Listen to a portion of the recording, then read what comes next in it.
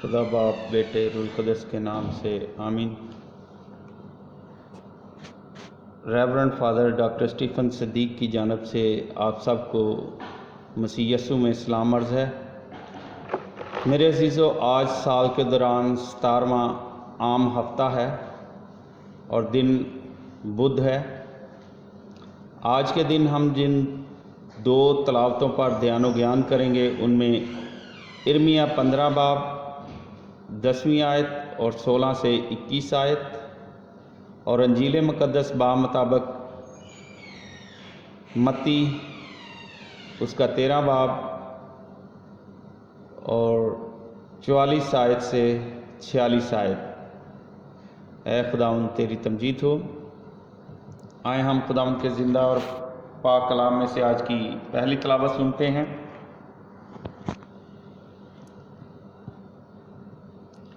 ऐ मेरी माँ, मुझ पर अफसोस कि मैं तुझसे सारी दुनिया के लिए लड़ाका आदमी और झगड़ालू शख्स पैदा हुआ। मैंने कर्ज नहीं दिया और ना किसी से कर्ज लिया, तो भी हर एक मुझे लानत करता है। तेरी बातें मेरे पास पहुँची और मैं उन्हें निगल गया, लिहाजा तेरी बातें मेरे दिल में मेरे लिए सुरूर और फर्रत थीं, क्योंकि मैं तेरे नाम का कहलाता हूँ। आए खुदावंद लश्करों के खुदा, मैं खेल करने वाले ज़रीफ़ों की मजलिस में ना बैठा और ना मैं खुशी से उछला, बल्कि तेरे हाथ के सबब से मैं अलग बैठा रहा, क्योंकि तूने मुझे गज़ब से भर दिया। मेरे गम का क्यों ख़ात्मा नहीं और मेरा ज़ख़म क्यों दर्द अंगेज़ और ला इलाज है। वो मेरे लिए नहर का अज़ब की मानंद हो गया, यानी उस पानी की तरह जिसे क़याम नहीं। इसलिए खुदावंद यूँ फरमाता है, अगर तू फिरे तो मैं तुझे फहराऊँगा, तू मेरे सामने खड़ा होगा, और अगर तू नफ्स को कसीफ से अलहदा करे तो तू मेरे मुँह की बात मानद होगा। पास वो तेरी तरफ फिरेंगे और तू उनकी तरफ ना फिरेगा, और मैं तुझे इस उम्मत के मुकाबिल पीतल की मजबूत दीवार बनाऊंगा, और वो तुझ से लड़ेंगे पर तुझ पर गालब ना आएंगे, क्योंकि तुझे बचाने और तुझे छड़ाने को मैं तेरे साथ हूँ। यूँ खुदावंद का फरमान है। पास मैं शरीरों के हाथ से तुझे छड़ाऊँगा और ताकतवरों के पंजों से तुझे रिहाई दूंगा। खुदा का कलाम पढ़ा और सुना जाना हम सब के लिए बाइस से बरकत हो। खुदावंद का शुक्र हो। खुदावंद आपके साथ हो। अंजील मुक़द्दस मुताबिक मत्ती रसूल, ऐ खुदावंद तेरी तमजीद हो, उसका 13 बाब और उसकी 44 आयत से 46 आयत तक हम सुनेंगे। आसमान की बादशाही उस खजाने की मानंद है जो खेत में छुपा हुआ है, जिसे कोई आदमी पाकर छुपा देता है और खुशी के मारे जाकर अपना सब कुछ बेचता और उस खेत को मूल ले लेता है।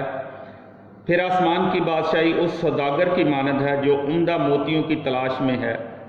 जब वो एक बेशकीमत मोती पाता है तो जाकर अपना सब कुछ बेचता और उसे मूल ले लेता है। फिर आसमान की बादशाही के यहाँ तक आज की अंजील मुक़द्दस के वसीले से हम सब की खताएँ मुआफ़ की जाएँ। एमसी तेरी सताइश हो। खुदा बाप बेटे रूल कुदस के नाम से आमीन। आए मेरे अज़ीज़ों, आज की इन दोनों तलावतों को हम देखते हैं। अज़ीज़ मोमिनीन, किसी भी खेल को खेलने के लिए दो चीज़ें बहुत अहमियत की हामिल हैं। जिस्मानी तौर पर तवाना होना और टीम के साथ मिलकर खेलने का जज्बा रखना। अगर हम खुदावंद यीशु मसीह की पैरवी करना चाहते हैं तो फिर हमें खुदावंद यीशु मसीह की टीम के खिलाड़ी होने की ज़रूरत है। खुदावंद यीशु मसीह की टीम के खिलाड़ी होने का क्या मतलब है?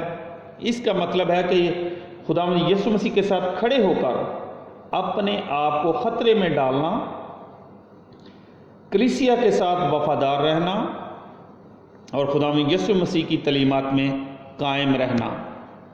اس کا مطلب یہ بھی ہے کہ ارمیا نبی جیسی روح سے مالا مال ہونا جو خدا کی طرف سے ہم کلام ہوتا اور اس کے لیے ہر ایک قربانی دیتا ہے، وہ خدا سے اس کا اجر بھی پاتا ہے۔ خداوند یسوع مسیح ہمیں بتاتے ہیں کہ آسمان کی بادشاہی کھیت میں چھپے ہوئے خزانے اور بیش قیمت موتی کی مانند ہے، لیکن دنیا کی تمام تر دولت دلی راحت اور تسکین نہیں دے سکتی۔ دراصل ہماری آخری منزل آسمان ہے اور یہی ہمارا اجر ہے۔ اس کا مطلب ہے کہ خداوند یسوع مسیح میں حقیقی زندگی ہمیں خداوند کی بادشاہی میں داخل ہونے کے قابل بناتی ہے۔ مقدسین کی مانند ہمیں ہر روز خداوند یسوع مسیح کے ہم سفر رہنا ہے۔ صرف اتوار کے اتوار دعا نہ کریں، بلکہ ہم ہر روز خداوند یسوع مسیح کے ساتھ رہیں اور ہر ایک چیز اور انسان پر خداوند یسوع ہی کو ترجیح دیں۔ میرے عزیزو، آج کی جو تمثیلیں ہمیں بیان کی گئی ہیں، چھپے ہوئے خزانے کی تمثیل، اب تک تمثیلیں یہی سکھاتی آ رہی تھیں کہ بادشاہی میں نیک اور بد، راست اور ناراست رایا دونوں ہی ہوں گی۔ اگلی دو تمثیلیں یہ سکھاتی ہیں کہ راست باز رایا کی دو اقسام ہوں گی۔ نمبر 1، کلیسیائی دور سے پہلے اور اس کلیسیائی دور کے بعد ایمان لانے والے یہودی، اور نمبر 2، موجودہ دور میں ایمان لانے والے یہودی اور غیر قوم لوگ۔ خزانہ کی تمثیل میں خداوند یسوع مسیح نے بادشاہی کو کھیت میں چھپے ہوئے خزانے کی مانند بیان کیا ہے۔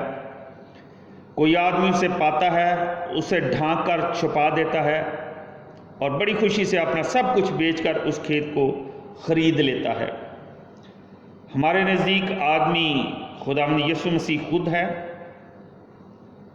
گیہوں اور زوان کے تمثیل میں بھی آدمی وہ یعنی خداوند یسوع مسیح خود تھا۔ خزانہ ایمان لانے والے خدا پرست یہودیوں کے بقیہ کی نمائندگی کرتا ہے، جو خداوند یسوع مسیح کی زمینی خدمت کے دوران موجود تھا اور جب کلیسیا فضا میں اٹھا لی جائے گی اس کے بعد پھر موجود ہوگا۔ جہاں اسرائیل کو خدا کی خاص ملکیت یا خزانہ کہا گیا ہے، وہ کھیت میں چھپے یعنی ساری دنیا میں تتر بتر ہیں اور سوائے خدا کے ان کو کوئی نہیں جانتا۔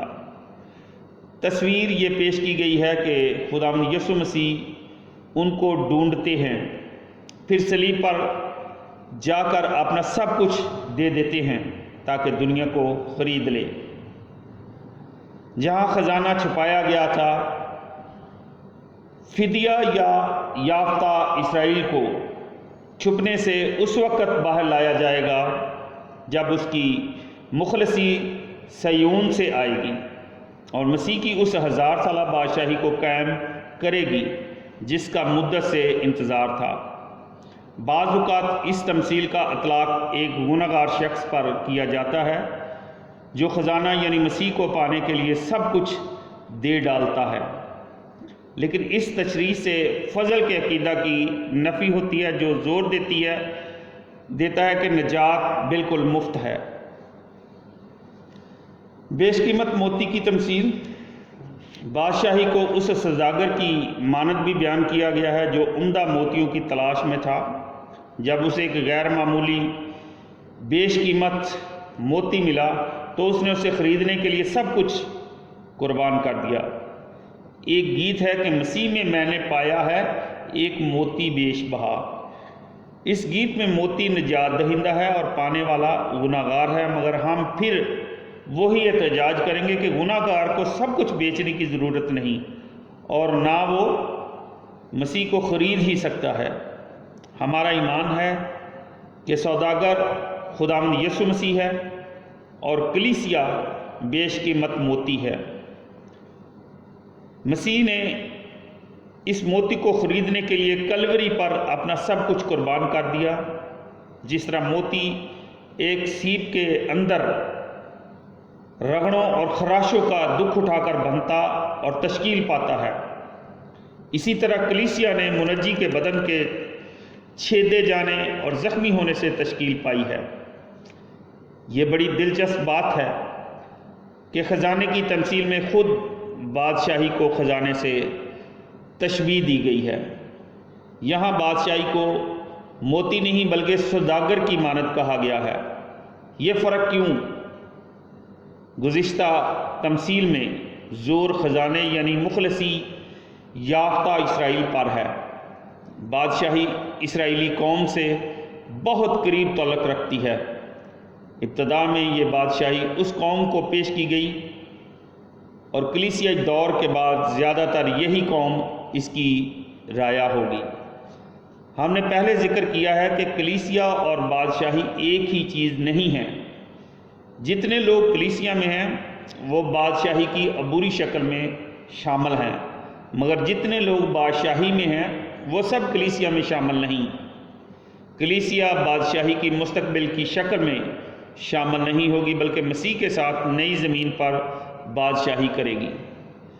دوسری تمثیل میں زور خود بادشاہ پر ہے اور اس بھاری قیمت پر جو اسے دلہن کو جیتنے کے لیے ادا کرنی پڑی۔